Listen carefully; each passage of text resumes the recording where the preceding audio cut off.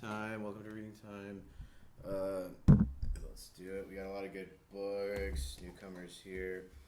We've been reading these books for a while, but they just keep delivering, so we're going to keep doing them. But we got the Russian fairy tale book to look forward to.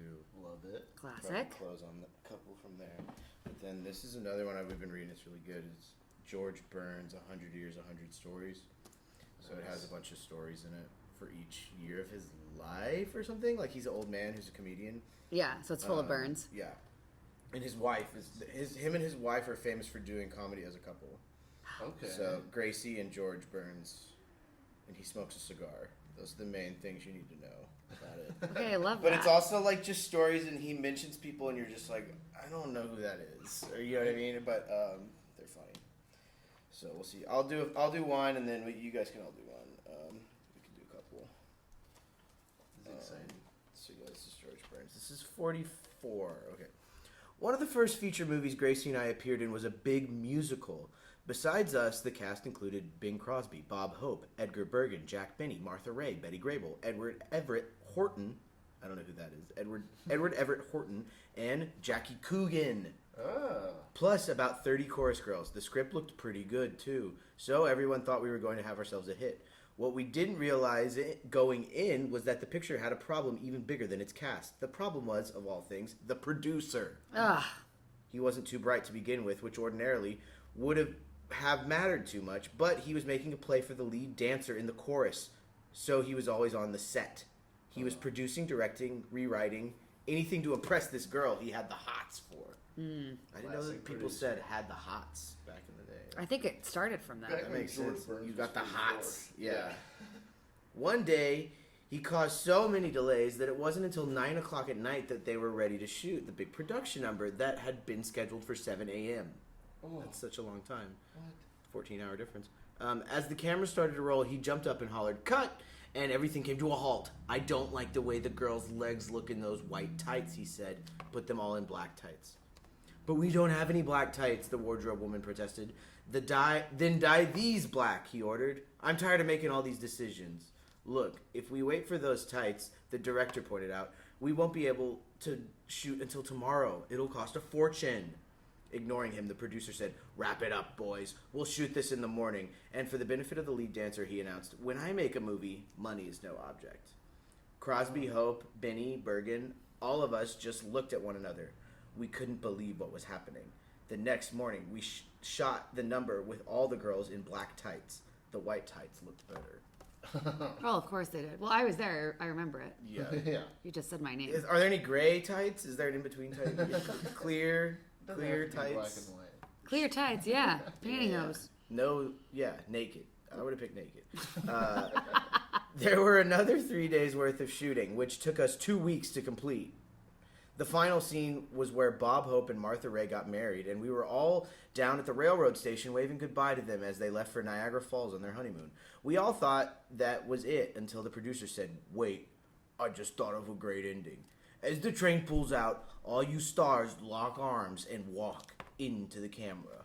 For the first time, I thought he made a little sense, until I noticed I was locking arms with Martha Ray, and next to her was Bob Hope. I went over to the producer and quietly pointed out, "Look, Bob and Martha can't be in the finish. They're not here. They're on the train to Niagara Falls." Mm-hmm. Yeah. "Forget it," he said. "Nobody's going to notice those little technicalities." So we all locked arms and walked into the camera. That was the finish of the picture, the finish of the producer, and almost the finish of a lot of acting careers. Wow, I gotta watch that just movie. A weird story. Yeah, and it's not even named what the movie is. Also, isn't it kind of the job of the producer to, like, notice all those little details? Right, like a line Like, producer would be no like, one's gonna notice that. He's like, But- "No one Depends on the gives a kind of shit." producer. He's- Depends on the kind of producer. He's kind of a big budget guy. Kind of a big picture guy. All right, who wants to hit one? You're gonna hit one. I want to go. Okay, yeah, 45 hit it. Good year. Good luck. Good year. When I made one of my early movies, we had a young actor with us who drove the director Ronald crazy. I fucking hope so. He was a method actor, that Reagan. Just kidding. And he needed a motivation for everything he did. Idiot. What if we could deny the AIDS epidemic? Oh. I added that. Okay. They didn't have that yet. I was like, that's early. It really is Ronald Reagan. Okay.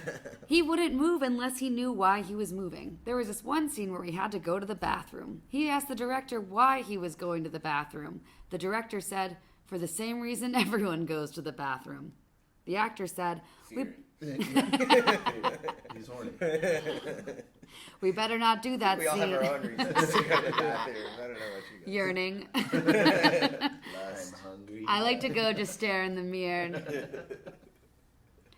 We better not do that scene because it won't be believable. It won't be believable. I don't have to go to the bathroom. Right. I'm not hungry. The director stared at him. Pretend you had breakfast and then go to the bathroom. The actor said, should I pretend I had a big breakfast or a small breakfast? After a long pause, the director said, what difference would that make? He said, I want to know how long to stay in the bathroom. What? The director said, forget the bathroom. You won't be able to get in. He said, why not? The director said, because the actor who's taking your place will be in there. Oh, damn. Roasted his ass. That's Hollywood. That was the end of the method actor. From then on, I didn't take any chances. Whatever the director looked at me, I went to the bathroom. Yes, yes. George. Whatever he looked at me. There you go. All right. 46. Mine was so long. Not many people know that longtime chairman of the board of Paramount Pictures, Adolf Zukor, and I were very close friends. I'm not sure that even Zukor knew it, but Gracie and I did make about a dozen pictures for him, and I would often go into his office and play gin rummy with him. We were playing one time. So chill. I love gin rummy, by Went the to the way. president of Paramount's Yeah, office you gotta, just to like- play gin rummy. You gotta get on gin rummy terms with some higher ups. Yeah, with some I'm trying. big wigs. I'm literally trying. I'm gonna count cards with whoever the president of Paramount is now. Jeff. Jeff. We were playing one time, and he knocked and said, I'm going down with 10. But he had 11. He had a 7 and 4. I said, before we throw the cards in, Mr. Zukor, you know, Gracie and I are now doing this picture with Bing Crosby. And in it, Crosby sings 5 songs. How about letting me sing one of those songs? And it's actually so Jake. You would do that exact same move. How badly you want to win this game? Why don't you let me sing one of those songs, and that 4 will turn into a 3 real quick in my eyes. Turn the other way. He looked right at me and said, George, Bing Crosby, one of our major stars, is going to sing all 5 songs. So I looked back at him and said, Mr. Zukor, you got 11. He said, George, you and Gracie have been with us now for 6 years. Do you like working for Paramount? I love it. Do you like living out here? I love it. You wouldn't want to move back east? No, sir. And he said, how much is 7 and 4? I said 10. Yeah. Damn, these bigwigs keep smoking the actors. Also, this is not how you play gin rummy. I'm a little confused. There's adding isn't part of it. Yeah, I don't know. It's just when you lay down, I guess. You have to have a certain thing when you lay down. No, not like that. But Sounds it's like fine. It's Adolf gets what Adolf It's supposed to wants. like be in order of like number and suit. Yeah. Yeah. But sure, hey. It's a different style. Maybe when they're counting up the points. Yeah. Bing Crosby sang the 5 songs. Gracie and I never moved back east, and I never won a game of gin rummy from Mr. Zukor. Yeah, because they weren't playing gin rummy. Yeah, they were just playing a game that Adolf Zukor made. It's called math. I don't know. More Hollywood. Everything's been pretty on brand though. Jake got cards. I got bathroom stuff. Yeah. We love the bathroom. Okay, Samuel Goldwyn was one of Hollywood's great producers, and some of his films were classics. However, he was quite a character, and his fractured English brought on a series of expressions that were to become known as Goldwynisms. Huh? In the old days, lines like "quick as a flashlight" and "an oral contract isn't worth the paper it's written on" were told and retold all over Hollywood. That's a good one. It's as quick as a flashlight. You're as quick as a flashlight. I'm not into that. I don't think I'm quick enough to get it. I like the oral It's just contract they're one. dumb. I think he's like bad at English. Yeah. is the joke, I guess. An oral contract isn't worth the paper it's written on. Yeah. I like that. Because there's no paper. Yeah. Because they're saying it. Because actually there's no paper. There's actually never been any paper. Golden was jealous of the success MGM had with Greta Garbo and decided to duplicate it by signing a beautiful Russian actress named Anna Sten and starring her in a film of Emile Zola's Nana. He went to the successful writer Edward Chodorov and asked him to write the screenplay, but Chodorov turned him down. He thought it was a weak idea and wouldn't make a good motion picture. For an hour, Goldwyn tried to persuade him to work on the picture, but Chodorov refused, again warning Goldwyn not to make it. Well, Goldwyn went ahead, spent a fortune on the film, and went overboard on the advertising campaign, with 24-sheet billboards all over the United States selling Anna Sten in Nana. The picture turned out to be Goldwyn's biggest flop, bombing in every theater it played, and Sam steamed about it for a year. When he started planning his next film, an agent suggested that Edward Chodorov would be the perfect writer to do the screenplay. Chodorov, Goldwyn exploded to the agent, never. He was associated with my biggest flop. What? Because he told him he wouldn't write he it? He told him, yeah. It was his fault. It was a flop. Wow. Also, he predicted it was a flop. So. I also love that George is nowhere in that story. No, he's just kind of knows He's like, guys. Yeah, some guy I met one time. I'm loving George. It's just great stuff. Just anytime where he's like, there's the button. If there's a story and they say something sassy, it's going to be in my book. Sounds like everyone was a lot more sassy back in the, what is this, the 50s? Yeah. It's nice. Okay, chapter 48. One of my very close friends, Eddie Buzzell, was one of our top motion picture directors. He directed many movies, including Honolulu, the last motion picture Gracie and I made. Wow. Eddie told me It's already over. Well, 46? 47? good for him. Eddie told me a story that I think is worth passing on. Okay. When he first came to Hollywood, he went to work for Columbia Pictures. At the end of his first year, he had a verbal agreement with Harry Cohn, Cohen, unclear, who is the president of the company, to get a $250 weekly raise. Now, I'm not going to say that Harry Cohen was a hard man to do business with. I don't have to. Everybody else already said it. Nice. Jokes. When the year was up, Eddie went into Cohen's office and asked for his raise. Cohen turned on his charm. He said, Eddie, Sam Briskin is right across the hall. Sam Briskin. Sam Briskin. We got brisket over here, bro. He's the head of production, so go in and ask him for the raise. If he okays it, it's certainly all right with me. Cohen stood up and put a fatherly hand on Eddie's shoulder. You know, Eddie, he continued, when I make somebody a promise, it's a promise. So Eddie went across the hall. When he walked into Briskin's office, Sam wasn't there, but the intercom was buzzing. Eddie pushed down the lever and said, Yeah? Cohen's voice came over the intercom. Sam, Buzzell is on his way in there to ask for a raise. Don't give it to him. Damn, just pranking him. Eddie pushed down the lever just as Sam walked in. Sam said, What can I do for you, Eddie? Trying to act nonchalant, Eddie said, I just left Harry Cohen's office. I'm due for a raise, and he said if it's all right with you, it's all right with him. Well, he's the boss, Sam said. If it's all right with him, you've got it. Eddie Buzzell stayed with Columbia Pictures for years and got many raises, but Harry Cohen never knew that Eddie was always $250 ahead of him. Wow. This one, Buzzell got it over on the hot shot. Yeah, on the big Buzzell on the buzzer. Buzzell on the buzzer. I don't know. It's like a thing where I'm like, I guess I just don't understand how the intercom system works. Where I was like, It seems like he buzzed in the office and was like, hey, he's coming over to ask for a raise. Don't I Yeah, give I you he's yours?" already guess Sam over was like there. in the But bathroom he was or there something. first. he was already in there. Yeah, Eddie got in, Sam was in the bathroom or something. Right. Yeah. He heard it and then Sam walked in. Sorry, took a fat dump. What's going on? And now we have texting, so this advice is... Yeah, Yeah. this would never work. Would An never oral, work. I mean, an oral contract is worth the paper. And that's what I'm always saying. Oh, more Harry Cohn. Look at that Harry Cohn. over And there. that's one Harry Cohn. When Harry Cohn was the president of Columbia Pictures, he made lots of movies, but very few friends, and even fewer admirers. He's not hot. No. He's ugly. He browbeat producers, directors, actors, and he used to run through the writers' building every night after 6, turning off the lights and yelling, "When not in use, turn off the juice." There is no tougher studio head in I said town.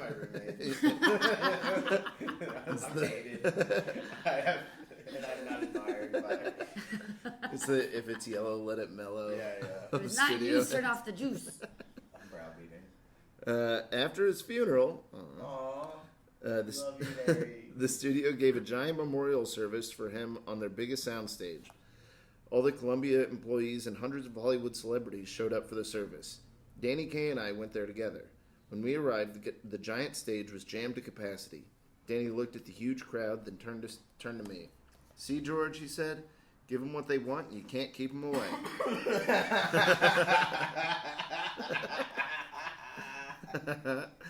Then there was Lee Mortimer, the widely read. Yeah, he'll do this for real. Like, just be like, and also there was this other guy, and you're like, what do you mean? What happened to Harry? The widely read show business columnist for the old New York Mirror. Okay. Unlike Harry Cohn, Lee had lots of friends, but Frank Sinatra wasn't one of them. Fuck. He resented. He's violent. Yeah. I know he's violent. You don't want to be on the wrong side. Connections. He resented the kind of publicity he was getting from time to time in Mortimer's column. One time, when he thought Lee had gone too far, Frank took a punch at him. A punch that made the front pages all over the country. Now a nationwide figure, Lee became noted for two things. One was the way he always referred to death. He called it taking a cab. You never read... Yeah, that could never get confusing. You never read in his column that this celebrity or that one died. It was always, so-and-so took a cab.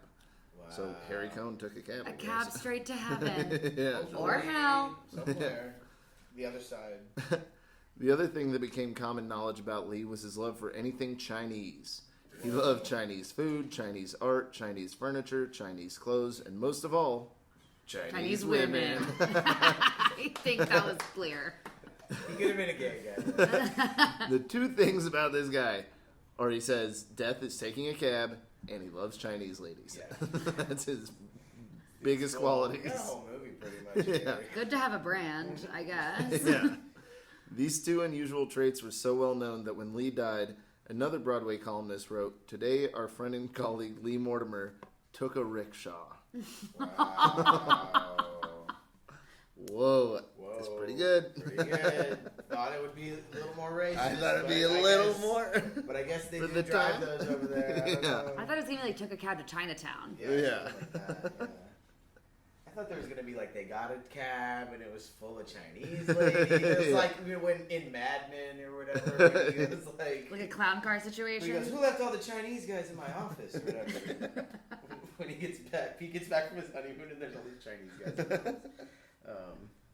And then Don goes, "Well, what about my shirts?" What about my shirts? Okay, I'm gonna do 50. Well, I'll do one more and then get to the Russian boat. Nice. Okay.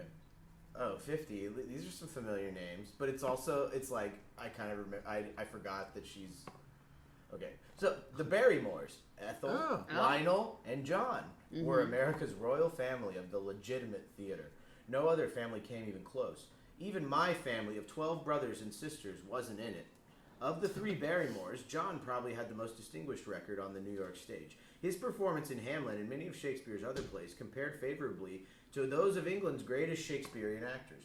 One time, when he got in a cab in New York City, the driver, who was Jewish and spoke with an accent, said, "It's a pleasure to have you in my cab, Mr. Barrymore. I recognized you immediately." "How good of you," Barrymore replied. As they drove along, the driver asked what he was doing in New York. "I am here to appear in Shakespeare's King Lear." That's crazy. Barrymore informed him. The driver was impressed. "King Lear," he said. "I must have seen it a dozen times. I've seen it by all the great actors. Jacob P. Adler, David Kessler, Boris Tomaszewski, Maurice Schwartz." Then he thought a second. Oh, yes, Theater. all the greats. He thought a second. "Tell me something, Mr. Barrymore. Do you think it'll go in English?"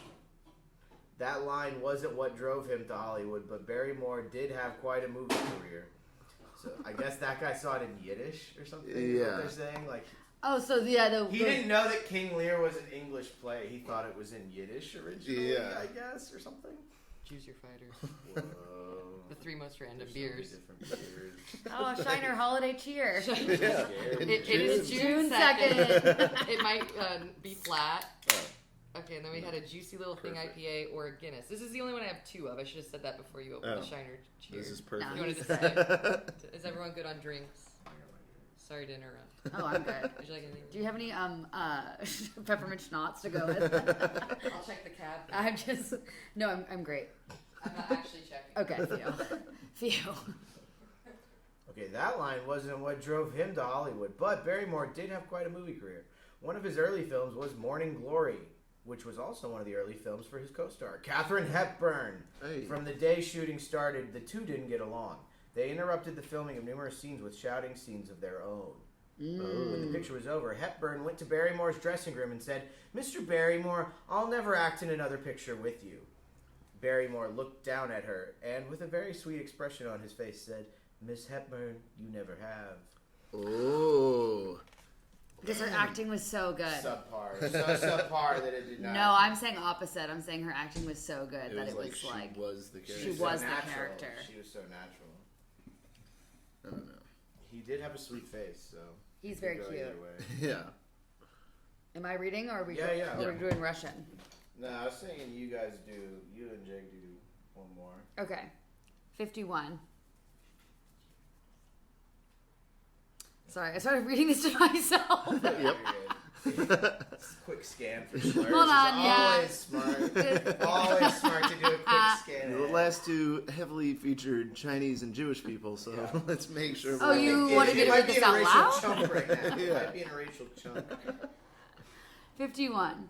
There was a little agent named Charlie Gold, long gone now, he took a cab, who had a tiny office outside fashionable Beverly Hills. One day he went to a Dodger baseball game Wow. Nice. and by chance found himself seated next to Clark Gable. We're in LA. During the game, they started to talk, and before long, they were getting along famously. Because they're famous. Because they're famous. Yeah. And This is that- the only way they can get I along. bet you guys get all famous because you guys are both famous. Hey, what's up? Hey, I'm I think famous. only one of them is famous at this point. Right. At that time, Clark happened to be thinking about changing agents. So when Charlie mentioned that he was an agent, Clark said to him, "Why don't I drop over to your office tomorrow and we'll have a talk?" That was very exciting to Charlie, except for the thought of Clark seeing his crummy little office. Right. He's a small. Yeah, He's a small man with a small office. So he immediately said, "Clark, why should you bother? I'll be glad to come to your house." But Clark insisted on going to Charlie's office, and they set the time. Oh no. When Clark arrived, he took a long look at the office and at the little old secretary sitting at the little old desk that Charlie shared with her. Then, sitting in the only extra chair, he said, "You know, Charlie, I like this kind of office. Plain, simple, nothing ostentatious. I like the way we seem to interact, and I think we'd make a good team. Tell me, are you Jewish?" Oh, there it is. There it is. This happened to home. Literally, my last boss asked me that same This is the question. punchline to a classic home story. She says this story. That's the exact punchline. It's literally, You're that's, Charlie. he goes, "Are you Jewish? You just have such a bold personality." But I'll finish this His chapter. name is Charlie Gold, yeah. Charlie hesitated for a moment and then said, "Not necessarily." When it suits me. It's all about compromise. I cannot be. Hollywood's all Yikes. about compromise. Yikes. So, well, I'm glad that we didn't. We all got a little touch of the racism. Yeah. Just an ounce. Okay, 52. Glasses on. Except for replacing Fred Clark and Larry Keating. Is this this is what we read in November? Yeah, Okay. this one. I made only one major addition to our TV cast during its entire 8-year run. That was when I had our son Ronnie join the show. It turned out to be a very good move. He did a great job. And why not? He was playing himself, our son. They have a sitcom where they're married and they have a son now. Okay. Ronnie Burns, character's name, real, who was always on the lookout for a new girlfriend. It was a part he knew by heart. Oh wow. Oh, man. I still think Heartbreaker. Ronnie could have made it in show business. What happened to Ronnie? He had a nice, relaxed manner. He was tall and good looking and had all the instincts of a good actor. I even offered to send him to New York to study under Lee Strasberg at the Actors Studio, where some of our biggest stars come from. That's true. But Ronnie turned it down.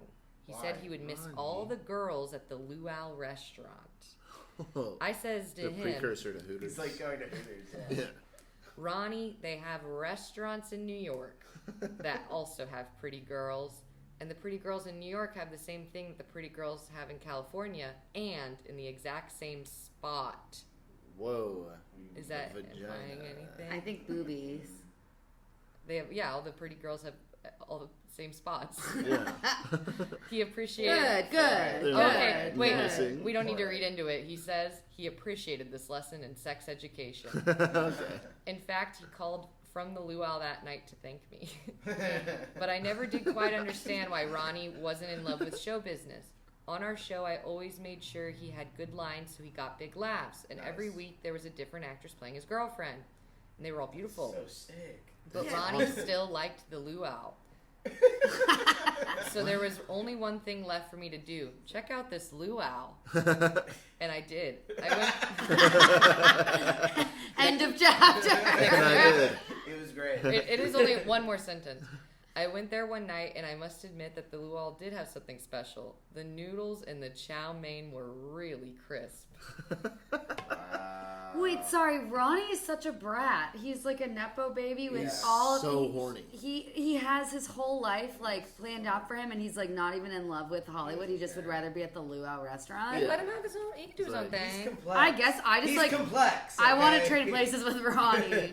Yeah, you wish your dad was lining up big laughs for you. Yeah, week after literally. week. And a new girlfriend every Yeah, episode. the new girlfriend's Like, crazy. no, But I we can't go give up hang out. wonton noodles like they have But I in New think York, that's by sort the of way. like, I'm reading Playboy for the articles, sort of. Yeah. comment, I think, where it's like, Yeah. those noodles. Hey, Yeah, they he was- were crispy. He's stalking one bartender who kept denying him. He says, I'm going to show up every day. And Yeah. he'll be like, I told her I was going to show up every day. I can't say I'm not going to show Yeah. up today. You know what would be impressive? If you showed up and you're like, yeah, I'm on this TV show. Yeah. I get a lot of big laughs. I hate it. Yeah, it's not not really my thing. I'm gonna keep doing it if you want to come by set, but But that is also like, he did accept it, or Ben Stiller, or whatever. His Oh, parents yeah. are famous comedians. Yeah. yeah. And look Worked at him out now. great for him. Yeah. Yeah. He didn't spend all his time at some At restaurant. the luau. So it's really just Ronnie's thing. Yeah. What is his soul up to now? I wonder what he's been You reincarnated could as. totally have a Ronnie son named Burns. Ronnie. No way. Ronnie? After my Ronnie. grandma's best friend? Don't be Right. crazy. Ronnie missed his curfew last night. Like, Ronnie I hear you Ronette. saying it. Yeah. He's at the luau. All right, this is 53. Freddie Fox's writing partner, Seaman Jacobs. Oh, I remember that character. You said, well, that's what Jake is short for. yeah, Seaman Seaman Jacobs. Seaman Jacobs used to tell me about his amazing mother. Though she was past her 96th birthday, she was still bright, alert, and active. When Wow. people asked her age, she'd tell them 96. Seaman would always add, and a half. Hate that his first name is Seaman. Yeah, I'm confused That's by not that. his Do you name. want to talk about the spelling or? There's an I. No, it's Seaman like someone in the Navy, like Oh, a with an seaman. A. Yeah, But like, plurals. like sailor. it's Seaman. Oh, Seaman. Yeah, but like he's a seaman. Seymour. Seaman. I know Seymour. Yeah, Oh, did it say Seymour? no seaman. I think it's Seymour. How many times can we say seaman? I think it's Seymour. Siemens. There's that company Siemens. There is What is Siemens. No, That one it's is not. not. Seaman. Telecommunications. that? Yeah, it's some, yeah. Yeah. Suddenly Seaman. We gotta get some Seaman shirts. So Seaman would always add and a half. Right. His mother would get very annoyed at that. She'd say, Seaman, stop it. 96 is old enough. One day, Seaman went shopping with her, and they stopped at a store so she could buy some buttons. What do you want these for? The sales girl asked. I don't know why. Just sell them to her. Probably to clothes. Bro, stand. old ladies love fucking buttons. What do you mean they got Leave a her thing full of alone. buttons? They got a big. What They love we buttons. want these for, huh? She's like, I'm gonna need some ID. We're gonna button Siemens' lips shut. I'm going to sew them on a sweater, his mother replied.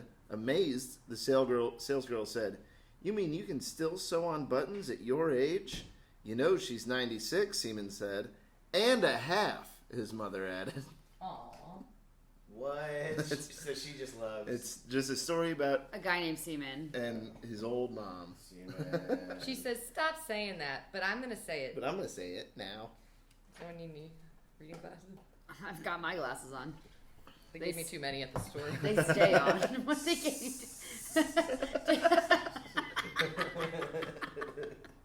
Oh, you know how they do that sometimes.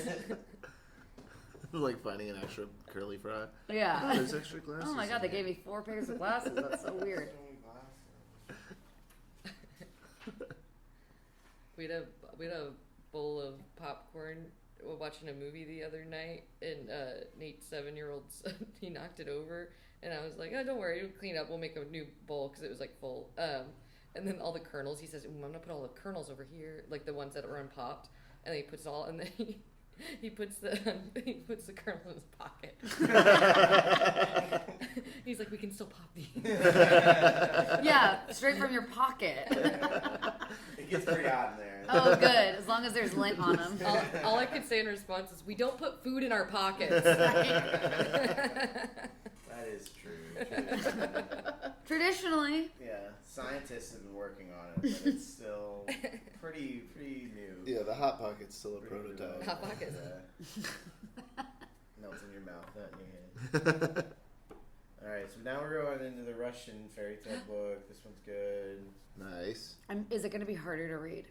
No, Or are there any characters named Seaman? It's less hard to read in that it's not a guy like telling a joke and you have to get the rhythms as hard. No, but I'll say I mean, you like the will words. feel your instincts are to do an accent. Yep, that makes sense. So just either follow the instincts, suppress the Yeah, do urge. whatever you want. Do whatever you want. Okay, I'm going to think about it. Yeah. Okay. This one's called Barter, and then we got the grumbling old woman. You want to do the grumbling old woman? Yeah, obviously. Hell yeah. And then we got White Duck. Yeah, we got some great stuff. All right. I'll see how far I get. Okay, while cleaning manure out of a shed, a peasant found some oats. Lucky. He went to his wife, who was making a fire in the stove, and said, "Now, wife, get busy. Wake up, rake up the fire, pour this grain into the stove. Then dig it out, pound it, and grind it, making a pudding, and put it into dishes. I shall go to the king, bring him a dish of pudding, and he may reward me with something." How you just go to the king? There's almost so much instructions in all these stories. I'm Yeah, like, it's like, bro, you couldn't do that? He's just mansplaining how to make pudding to his wife. She's like, I get it. Yeah. I know I how. make the She pudding. did it. He came to the king, bringing him a dish of the pudding. Yeah, not even a plot point. The wife, she just did. Yep. Okay, the king rewarded him with a golden heath hen. Whoa. He started homeward, passing by a field. He saw herdsmen grazing a drove of horses. The herdsman asked him, "Little peasant, where have you been?" "I have been to see the king, and I brought him a dish of pudding." "And what did the king give you?" "A golden heath hen." "Exchange your heath hen for a horse." The peasant made the exchange, mounted the horse, and rode on. He came near a herd of cows. The cowherd said, "Little peasant, where have you been?" "I have been to see the king, and I brought him a dish of pudding." "And what did the king give you?" "A golden heath hen." "Where is your golden heath hen?" "I exchanged it for a horse." "Exchange your horse for a cow." He made this exchange and led off the cow. I'm just trying to by think if her I would horns. also make that. I'm like, Well, yeah, I don't really understand what a golden heath hen is. I think It it's sounded just like pretty a- rare, yeah. I think it's just like a chicken. Yeah, but you could trade it up for a horse. Though. Yeah, that's Yeah, but that's now huge. now you have a horse. You've given away your horse for a cow. That Yeah, but seems you you can't even can't ride milk- the cow. You can't milk a horse. no, but you can't ride a cow. Right. Sure you can. Save a horse, milk a cowboy, as they say. Yeah. Then he came up to a flock of sheep. Okay. The shepherd said, "Little peasant, where have you been?" "I've been to see the king, and I brought him a dish of pudding." "And what did the king give you?" "A golden heath hen." "Where is your golden heath hen?" "I exchanged it for a horse." "Where's your horse?" "I exchanged it for a cow." "Exchange the cow for a sheep." The peasant made the exchange and drove off the sheep. He came up to a herd of pigs. The swineherd said, "Little peasant, where have you been?" "I have been to see the king, and I brought him a dish of pudding." "And what did the king give you?" "A golden heath hen." "Where is your golden heath hen?" "I exchanged it for a horse." "Where's your horse?" "I exchanged it for a cow." "Where's the cow?" "I exchanged it for a sheep." "Exchange the sheep for a pig." This one's iffy. I don't know. He made the exchange and drove off the pig. Then he came to a flock of geese. The goose herd said, "Little peasant, where have you been?" "I've been to see the king, and I brought him a dish of pudding." "And what did the king give you?" "A golden heath hen." "Where is your golden heath hen?" "I exchanged it for a horse." "Where is your horse?" Exchange for a cow. "I exchanged it for a cow." "Where's the cow?" "I exchanged it for a sheep." "Where's the sheep?" Pig? "I exchanged it for a pig." "Exchanged the pig for a goose." No, bad trade. He made the exchange Oh, and come carried on. away the goose. I It just seems imagine like he's trading down. I'm confused. Then he came up to Moving a along. flock of ducks. Okay, it's down again. I think this is about dating or something. Like, I don't know. she had a flock of ducks. Big old flock of ducks. The shepherd asked him, "Little peasant, where have you been?" "I've been to see the king, and I have brought him a dish of pudding." "And what did the king give you?" "A golden heath hen." "Where is the golden heath hen?" "I exchanged it for a horse." "Where's your horse, then?" "I exchanged it for a cow." "Where's the cow, then?" "I exchanged it for a sheep." "Where's the sheep?" "I exchanged it for a pig." "Where's the pig?" "I exchanged it for a goose." "Well, exchange the goose for a duck." He made the exchange and carried away the duck. Then he came up to some children Okay, Playing duck for ball. a kid. Oh, with a stick. The bad. children asked him, "Little peasant, where have you been?" "I have been to see the king, and I brought him a dish of pudding." "And what did the king give you?" "A golden heath hen." "Where is your golden heath hen?" "I exchanged it for a horse." "Where is your horse?" "I exchanged it for a cow." "Where is your cow?" "I exchanged it for a sheep." "Where is the sheep?" "I exchanged it for a pig." "Where is the pig?" asked the children. "I exchanged it for a goose." "Where is your goose?" "I exchanged it for a duck." "Exchange the duck for a stick." He made the exchange and walked on. He came home, put his stick near the gate, and entered the house. His wife began to question him, and he told her everything up until the moment where he acquired the stick. This guy's like Ella Enchanted. It's like he has to do it. "Where is the This is all stick?" I'm thinking. asked the wife.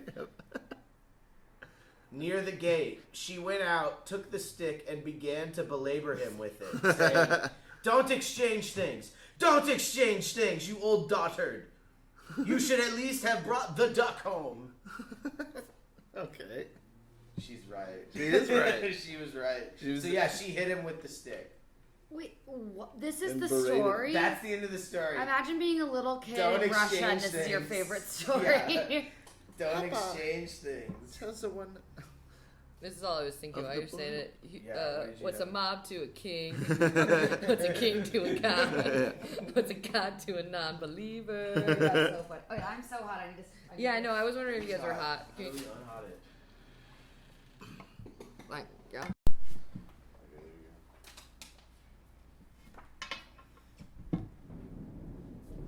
What the heck? Be the thunder. This is gonna be a scary story. Thunder, thunder, thunder. Feel the thunder. Okay. Lightning and thunder. Thunder. The Grumbling Old Woman. An autobiography. Night and day, a certain old stepmother grumbled. One wondered why her tongue did not ache. She grumbled always at her stepdaughter. Wait, this is funny because I'm a stepdaughter to a stepmother. The girl was not clever enough and not pretty enough. Okay, it's not about me. No matter where she went or sat or stood, it was never right, never as it should be. And so the stepmother grumbled from dawn to dark like a gusla all wound up. Huh. I wonder what that means. Well, that was the yeah. name they were considering, but they picked Tesla instead. Instead of gusla. That's how Tesla works. You wind it up. G-U-S-L-A. Yeah. Okay. She wearied her That's husband. top. She wearied her husband to death, and everyone else too felt like running away from the house. One day the husband harnessed a horse to carry a millet to town, and his wife cried, "Take your daughter too. Take her anywhere you want, to the dark forest, only to get her out of my way." Golly. Okay, so it is about me. My stepmom's always trying to get me sent to the dark forest. Always. Do you want to go? Do you want to go to the forest? She really loves the dark forest. It's dark. The old man took his daughter. It was a long and difficult road, with woods and swamps all around. Where could he leave the maiden? Jeez. He spied a little hut on chicken leg, supported by a cake, and covered with a pancake, and the little hut turned round and round. What? What is this? Run that by me one more time. He spied a little hut on chicken legs, Okay. supported by a cake, and covered with a pancake. Okay. And the little hut turned round and round. So, Gotcha. okay, constantly spinning. It's on chicken legs. He thought it would be best to leave his daughter in this little hut. So he put her down from his cart, gave her some millet for gruel, whipped his horse, and vanished from sight. Dang, Russia's different. Millet for gruel. I've heard of bowling for soup, but millet for gruel. I'm calling the babysitter. Yeah, did you? Yeah, I left millet for gruel. Did you not find that? Or The pantry. Here's $20 for millet for gruel. she loves gruel. Just get some millet. And, The maiden remained alone. She pounded some millet and cooked a great deal of gruel, but there was no one to eat it. Oh. you, girl, Eat it yourself. Huh. save that up. And she's like, I've got to make all of it right now. Night came, long and terrifying. It is the dark forest. That's the way it is here too.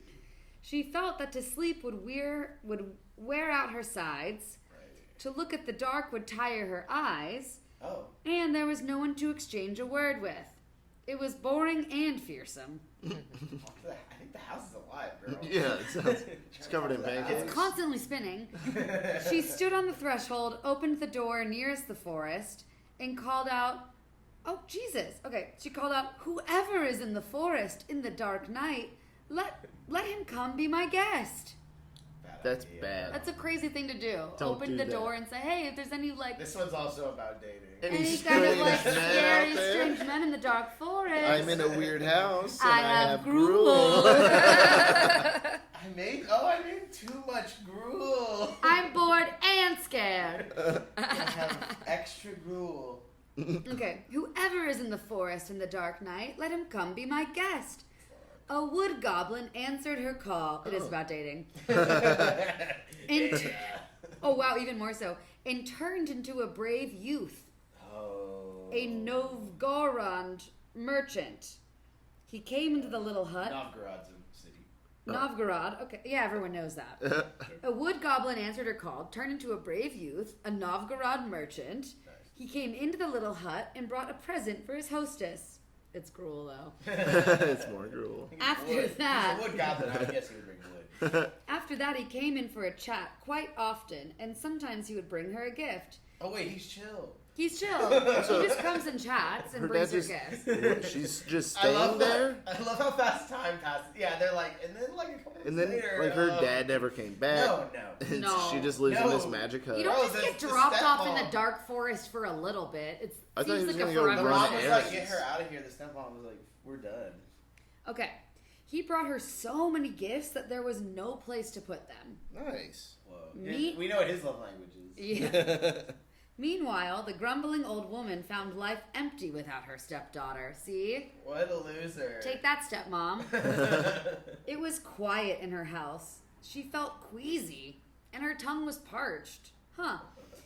Go, husband, she said. Get my stepdaughter. Raise her up from the bottom of the sea. Snatch her out of the fire. Snatched. I am old. I am sickly. There is no one to tend to me. Oh, that is what old ladies like. Yeah. Yeah. Can we get a young person to like take care of me? Yeah, like I know that I'm Please. sent her to the I know bottom I of was the really ocean. mean to her, but Now she should care for what me. if she was my nurse? Does she know any wood goblins? The husband did as he asked. I'm actually on the edge of my seat. I'm like, what is gonna happen? Right, but and she doesn't know he's a wood goblin yet. I don't think. I don't think still she thinks knows. He's a brave youth. Just like dating. Yeah. Okay. The husband did as she asked. The stepdaughter returned. When she opened her coffer and hung out her things on a rope that stretched from the house to the gate, the old woman, who had opened her mouth to greet her in the customary abusive way, pursed Russia is She was different. about to talk some shit. Pursed up her lips, seated the welcome guest under the icon, and said to her civilly, "What is your pleasure, madam?" Chill. Huh. And that's the end of the That's story? the, So I feel like I missed something. Wait. Wait, what is your pleasure, madam? Is that to what do I owe the pleasure? Is that what she's saying? Like, it's like an open-ended, like, to what do I owe the pleasure? Yeah. Where it's like you're not a welcomed visitor. Oh, this is okay. So the Can't thing say I was is- paying attention. So the stepdaughter returned, and she had all the cool gifts. Mm. And she was like- so she came and she hung out. She opened her coffer and hung out her things on a rope that stretched from the house to the gate, which is big, I far, guess, maybe. far. So she And the got old this woman stuff. who was about to say something mean, then she was like, "Ooh, hey, what's up?" Ooh, Yeah. what's your pleasure? I think. She was about to say something mean after. But yeah, And then she saw her We were cool used to the stuff. good endings of the George Burns ones. Yeah. Yeah. Sometimes the Russian ones don't make sense. At this. Yeah. Yeah. To which she opens the door. What? Are you Jewish? What? Can you be? What? It depends. Deported. All right. The white duck. What do you think the white duck's gonna be? Ooh, let's find out. A certain prince married a beautiful princess, but before he had time to feast his eyes upon her and listen to her sweet speech, he was compelled to separate from her, go on a far journey, and leave his wife in the hands of strangers. Of course. What was there to do? It is said that you cannot spend your life in embraces. The princess wept a great deal, and the prince comforted her a great deal, admonishing her not to leave the women's apartments, not to keep company with evil people, and not to listen to evil words. You're always saying that to me. Always. That's my favorite shit. The princess promised to do all this. The prince departed. The princess locked herself in her room and did not go out. You can still go to the women's apartment. Yeah, you can go out, just don't listen to evil words. After a long time, or a short time, a And woman... they say that. Who knows? We don't For a have long clocks time. yet. Or a short time. Yeah.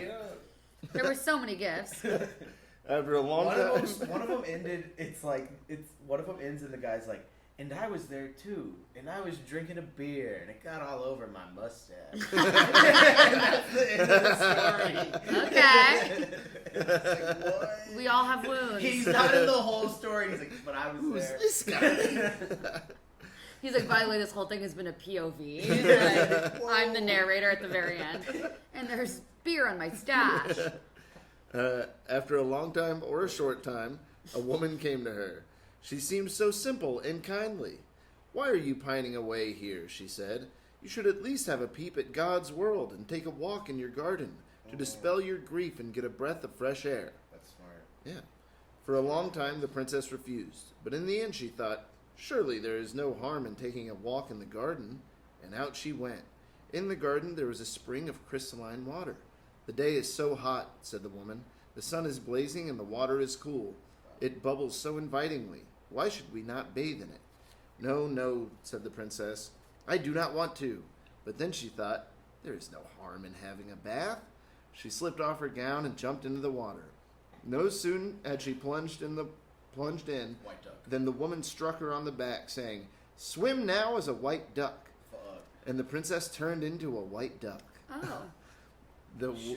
Should not have left your apartment. Shouldn't have listened to the evil Do words. not go to an Shouldn't apartment. have talked to a woman. The witch straightway attired herself in the princess's garment, adorned and painted herself, and sat down to await the prince. As soon as the puppy barked and the little bell rang, she ran out to meet the prince, rushed toward him, kissed him, and fondled him. Whoa. He was overjoyed. Yeah. He was overjoyed, stretched out his arms toward her, and did not realize that she was not his wife. Meanwhile, Idiot. the white duck I laid would know. eggs. I Yeah, would know. babe, I would absolutely know. know. If some lady turned you into a duck and then just put on your clothes, I would know. No, you wouldn't, because I'm a lady right now. I've done it. No, Hope has been I gone. would know. Hope has been gone for years. You're not gonna Hope and I trick have me. been. People mix us up. I'm just saying, people mix us up. You can know us for a while. People do known- mix us up. Yeah, your real Both of girlfriend's a y'all over a duck. decade. Your girlfriend's a duck. Well, I like ducks. When we She's wear laid face a lot of masks. eggs. And I gotta tell you, you love me more than her. See, we get mixed up when we wear face masks. Imagine if she had a bill. I do. Meanwhile, the white duck laid eggs and hatched its young. 2 were handsome, and the third a starveling. That's bad. Yeah, I guess. it's starving. One looks like shit. Yeah. Probably like an ugly duckling situation. Starveling. And Duckling. her babies grew into little children.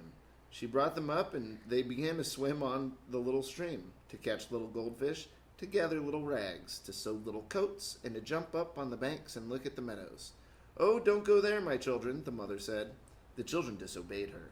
One day they played in the grass. The next day they ran over the meadow, even farther and farther, until they reached the prince's courtyard. The witch recognized them by their smell and gritted her teeth. She called the children, gave them food and drink, and put them to sleep, and then ordered a fire to be lighted, kettles to be hung over it, and knives to be sharpened. Whoa. The two handsome brothers lay down and fell asleep, but the little starveling, whom the mother had ordered them to carry in their bosoms that he might not catch cold, the starveling did not sleep, What? and heard and saw everything. Are these ducks or people? I think they're children, Okay. because they're sewing clothes. I heard that. That's I don't know if you can do that as a duck. Yeah. I really thought they were ducks. I thought that too. I think they're ducks and they're like sewing little clothes together with their like, because the material is like feathers. No, the material's Whose mom? rags. Who is their mom though? Is their The mom? mom is a duck. Okay, Their mom's the okay, duck, but their okay. mom's a princess who was turned into a duck. Yeah, but I think Right, but she the laid real, eggs but the and real human princess, babies the came fake out princess of just the found eggs. them though. Okay, let's see what happens. Yeah, I think human Yeah. babies came out of the eggs. Cute. Okay. That's why they have Okay. clothes. All right. That's Okay. why they need clothes. I don't think I that's think what it's a happened. Smurf. I'll let you think that though. There's some little Smurfs going on. One's a starveling, okay? Sounds like a duck to me. And Santa's an elf. Yeah. This is coming from a guy who thinks Santa's an elf. So who do we really trust? Yeah. It's in a poem from 1863. It says Santa is a jolly old elf. I looked it up last night. Yeah.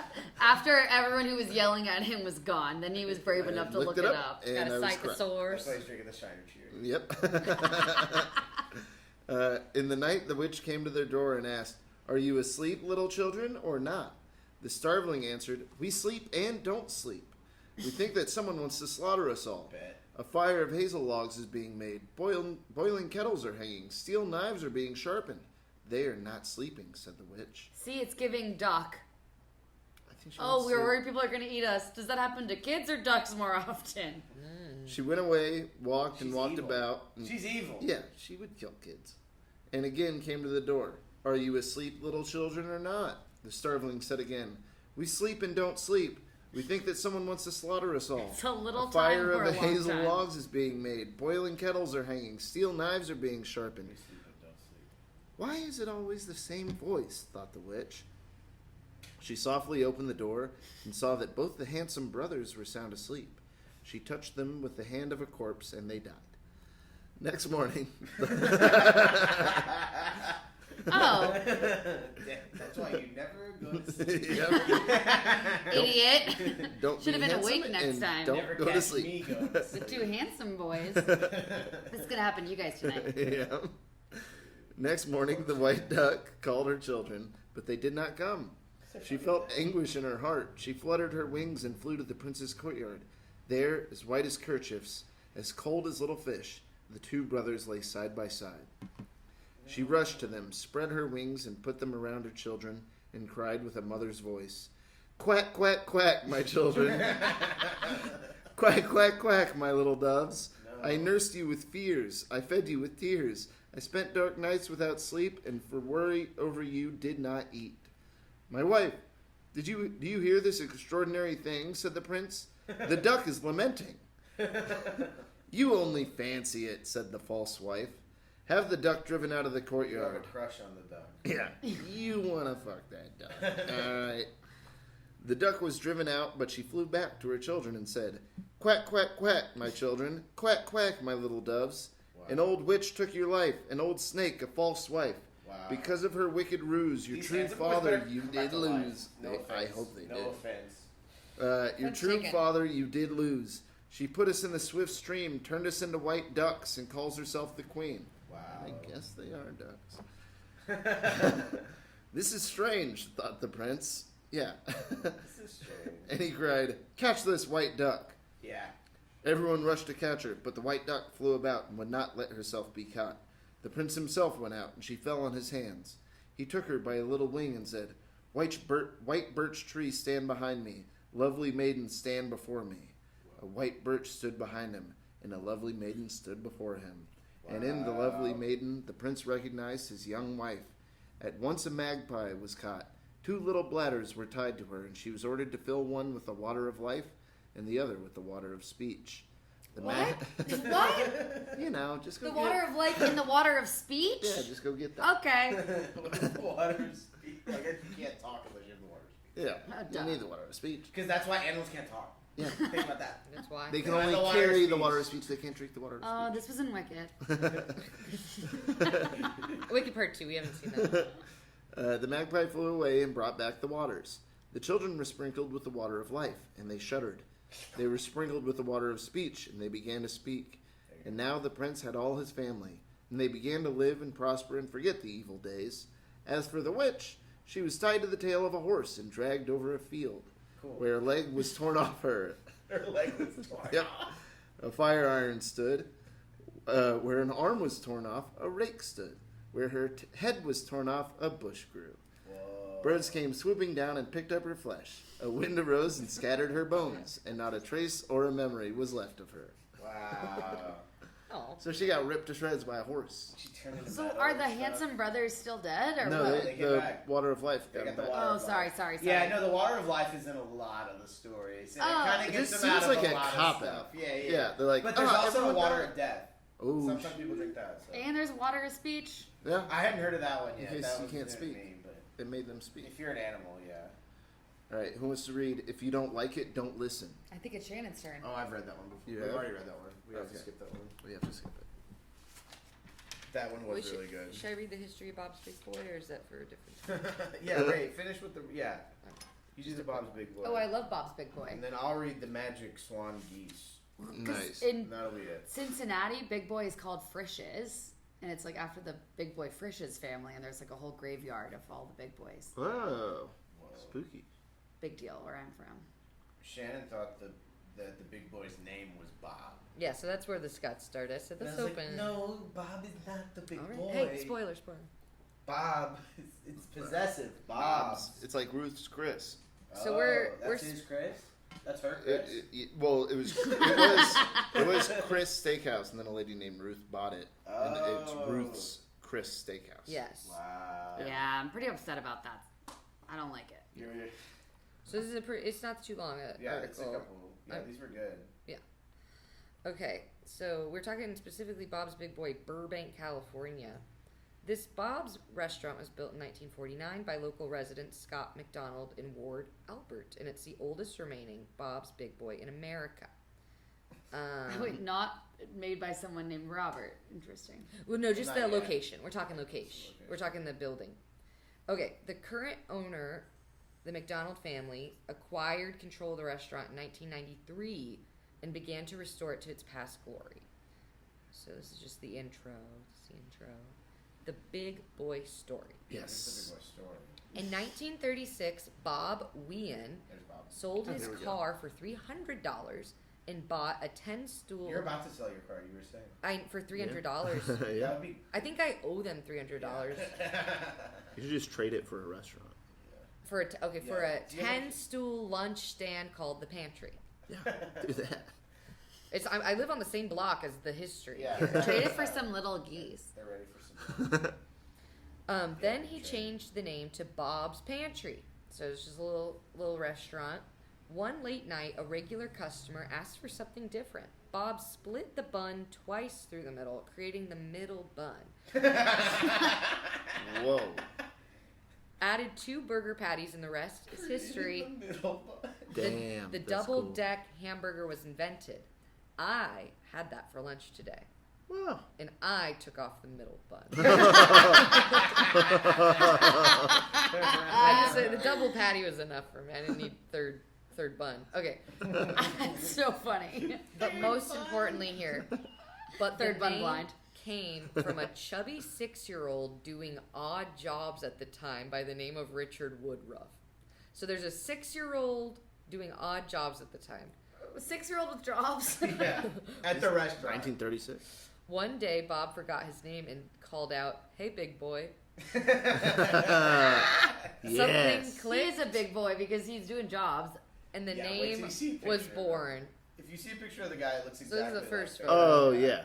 That's Oh, a he big is boy. a big boy. That's him at 6? No, this That's is. later. I'm sure that's like 20. That looks like a prom picture. Honestly, wearing a he could be suit. like 12 in that He's a one. baby face. Oh, wait, pulled the other photo. We saw a picture of him when he was later, like old, and he still had that big baby. So face. Richard Woodruff, big boy, like small face, big boy.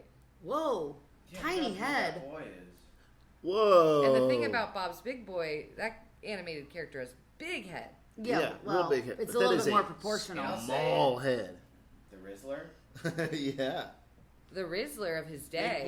Big boy walks so Rizzler could run. Again. That's The all. Rizzler Big boy of gets his 3 day. booms. Yeah. This is Costco, History. guys. So that's pretty much all I wanted to say about that. Yeah, That's crazy. They're like child labor. That's why it's called. Yeah. Huh.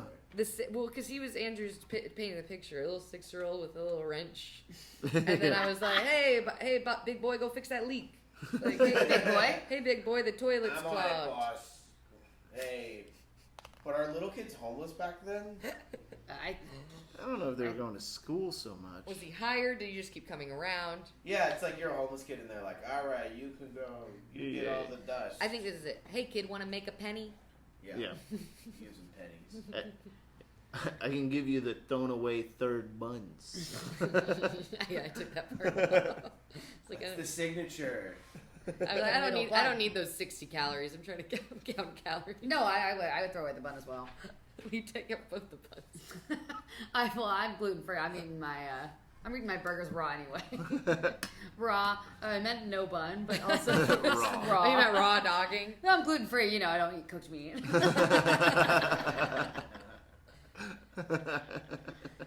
Okay. Nice. Well, we have to go. Yeah. All right. Love That was you. great. We'll wrap it up. Great job, everyone.